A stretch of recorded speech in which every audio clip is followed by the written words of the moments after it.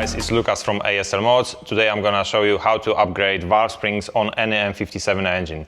This will be purely about the valve springs, no timing chains, no camshaft, none of this part. All of that will be posted in another separate video. Let's quickly talk about the parts and tools required for this job. We will need the valve springs, valves and seals, valve spring compressor tools, a pry bar, magnet, a long peak or piece of wire, tool to remove the valves and seals marker, couple peaks, Allen keys, a deep socket, and ideally a magnet tray. Before we start the work, once we have our tools and parts sorted, let's make sure that we work in a clean and tidy environment. We don't want any crap falling into the engine while we work on it. Job number one, grab your valve stem seals and pre-soak them in a fresh, clean engine oil. Make sure that they are properly lubricated.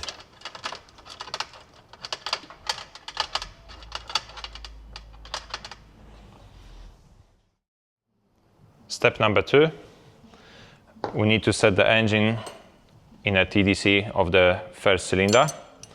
Grab a long peak, piece of wire, whatever you have there, and rotate your crankshaft by fitting two old harmonic balancer bolts and a bit of pry bar. Now you have to watch your peak in a cylinder number one, touching piston. You will rotate it until the peak or tool will stop moving. Once the tool stops going up, that's your top dead center. Valve spring compressor tools.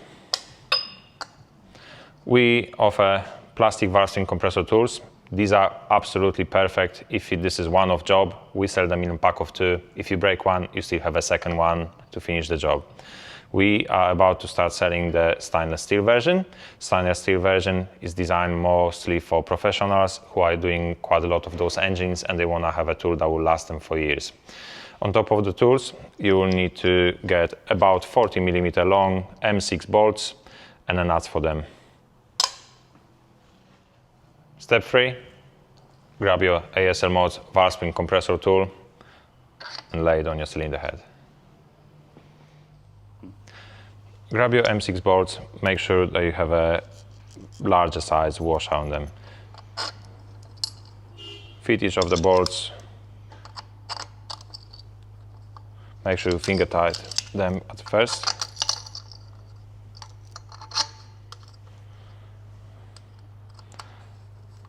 And then spin them in all the way until they stop.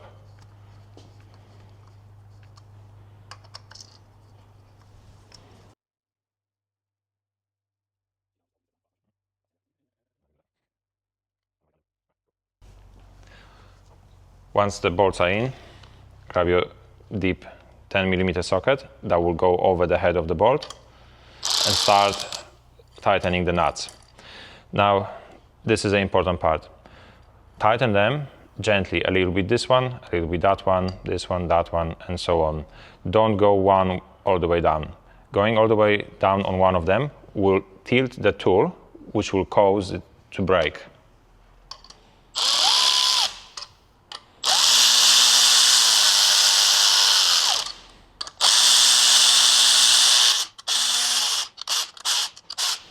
While tightening, observe that all legs are square on the valve springs and they are not twisting away.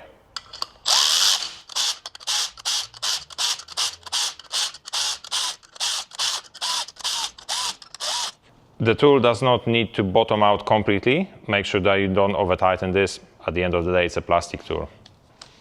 Block the holes in a cylinder with the intake manifold blanking plugs and remove all 8 collets out of 4 valves. Using strong magnet is probably the best technique. Make sure you have a small magnetic tray to collect them. You really don't want them to fall into the engine. A small peak is very handy to adjust the location of the collet because sometimes they get stuck on the back side of the valve.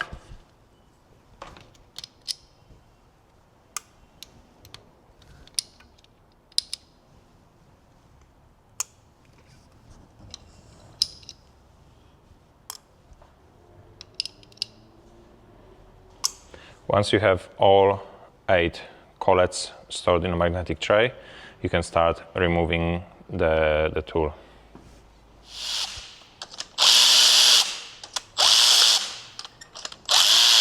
When removing the tool, make sure you go again sort of in a pattern and you undo the bolts evenly.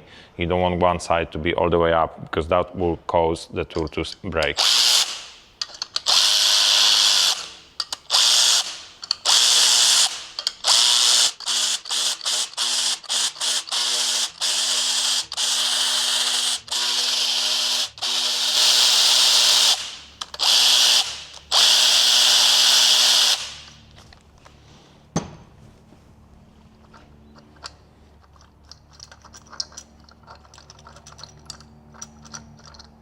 You can take the compressor tool and put it away.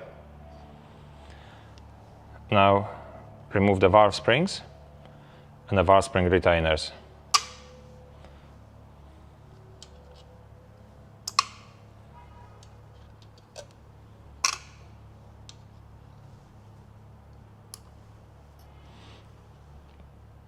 Next step will be to replace valve stem seals.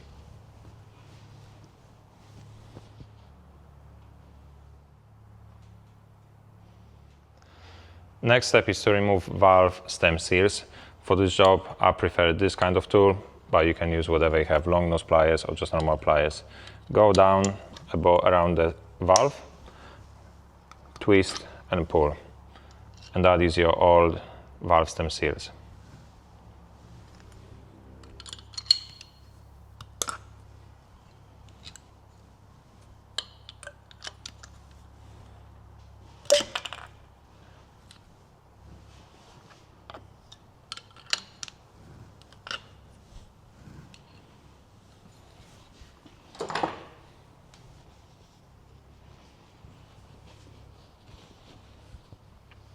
Before fitting new valve stem seals, we need to clean valve stem seal seats.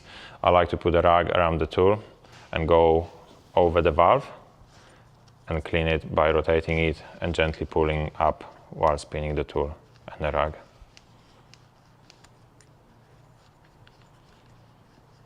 Make sure to not scratch the surface.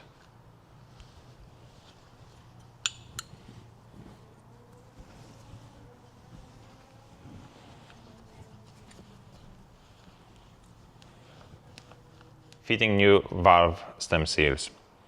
Grab them on a tool, locate over the valve, release the tool and gently work it down.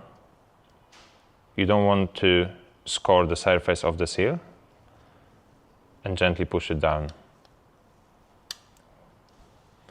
Once it goes past the collet locking point on the valve, you can grab the tool and push it down on a valve stem seal seat.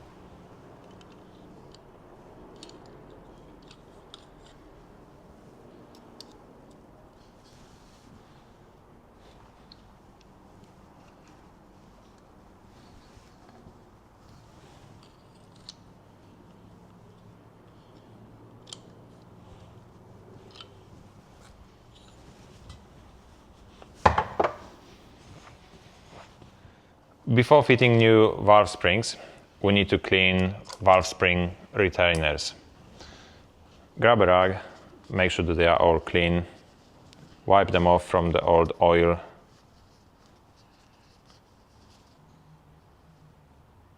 That's ready to go. Fitting new valve springs. I like to fit them with the collar to the top, but this doesn't matter. This is just an indication that the valve spring is actually new, not accidentally fitted the old one.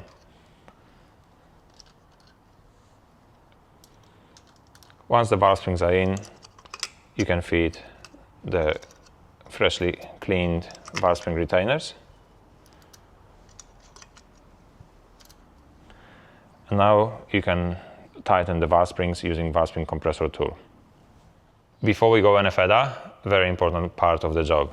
When we are assembling valve springs on the valves, the valve spring can move side to side.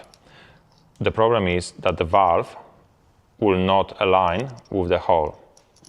So while compressing the tool, we need to make sure that the valve is actually aligned with the retainer. If the valve pokes to the side, that will cause a valve spring compressor tool to break. So we need to constantly make sure that the valve spring is aligned with the valve. Start with finger tightening valve spring compressor bolts.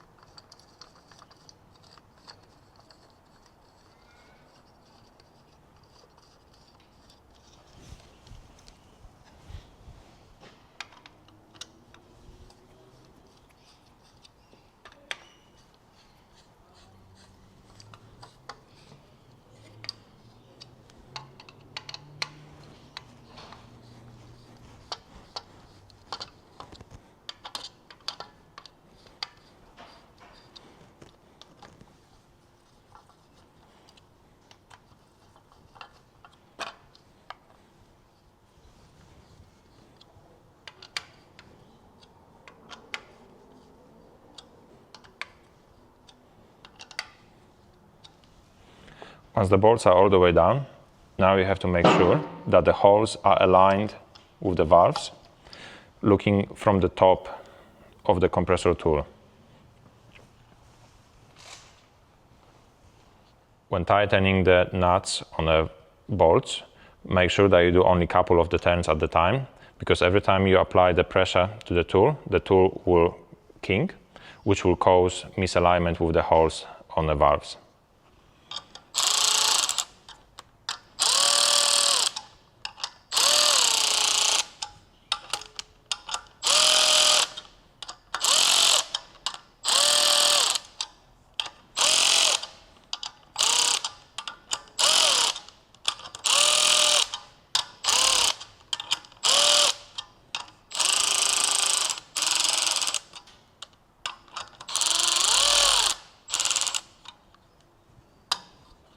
Right now I can see that one of the bolt holes is not aligned properly, so I can grab my screwdriver and gently push the valve spring into the correct position.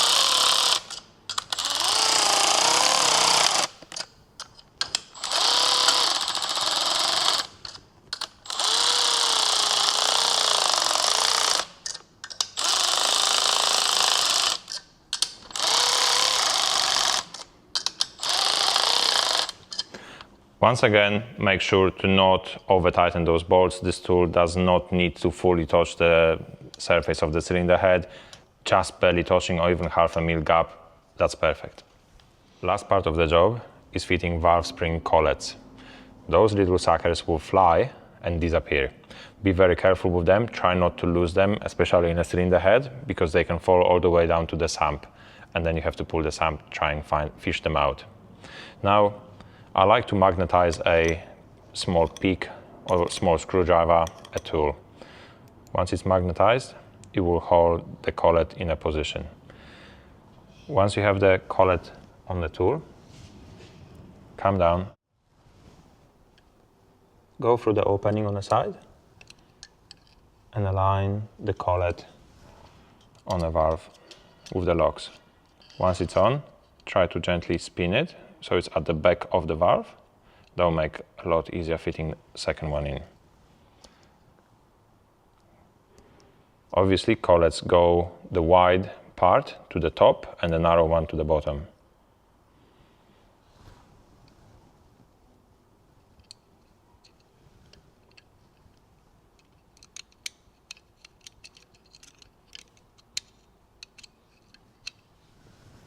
Once both collets are in, make sure that you rotate them gently just to see if they both go together and if they both sit properly.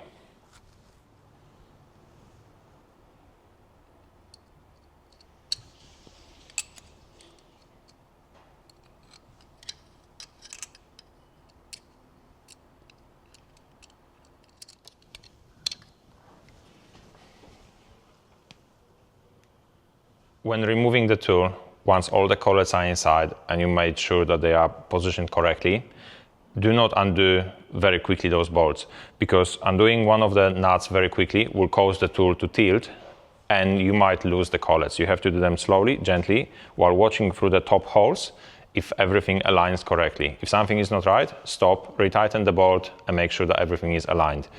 If you are struggling for whatever reason, one of the legs is kinked too much or kinked too much inwards, you can actually chuck the screwdriver behind the tool and pray slightly out, gently trying to make sure that everything is aligned properly.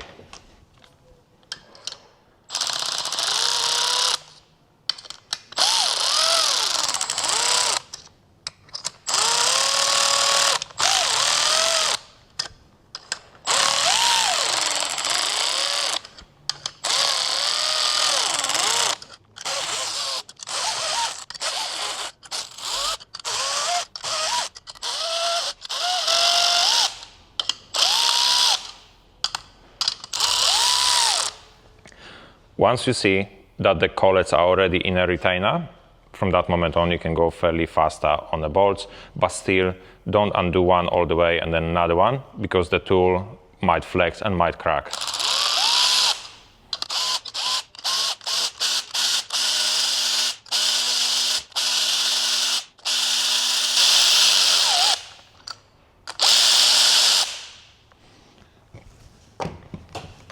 And that's one cylinder done. Once you finish with first cylinder, what I recommend to do is clean up the top of the valve spring, clean up the top of everything around, inspect that the collets are fitted properly and they sit nicely in a valve spring retainer. Once that's done, grab a marker, put a small dot on a valve, just so you know that you've done those 4 valves, and you can move to another one. Once you've completed the first cylinder, you can do the cylinder number 6 next, because the pistons number 1 and 6 are at the same time up the top at TDC. Once you do 1, 6, rotate the crankshaft, do cylinder number 2 and cylinder number 5, because those two will be at the top dead center. Before you even put the tool on it, make sure that it actually is at top dead center. If it's not at top dead center, the valve will drop, it will come out of the cylinder head and you won't be able to put it back together. When the pistons are at top dead center, there is only 1.4 millimeters gap between the valve and the piston, which is why the valves are not dropping down when you're doing the whole job. After 2 and 5 cylinder, you can go to 3 and 4 cylinders. Once the whole job is done, make sure that everything is clean, everything is done nicely. Have a look around everything one more time, because you want to make sure that all the collets are seated properly. One collet that won't sit properly will cause a catastrophic damage of the engine. You need to be really sure about all of the valve springs fitted properly. So that's all for this video. Make sure that everything is done properly. Take your time, do not rush this job, and make sure that the pistons are top dead center before you compress the valve springs. I hope you enjoyed this video. If you have any questions, please leave them in our comment sections. We are happy to respond to all of this. Like and subscribe, because there is more content coming very shortly. See you next time.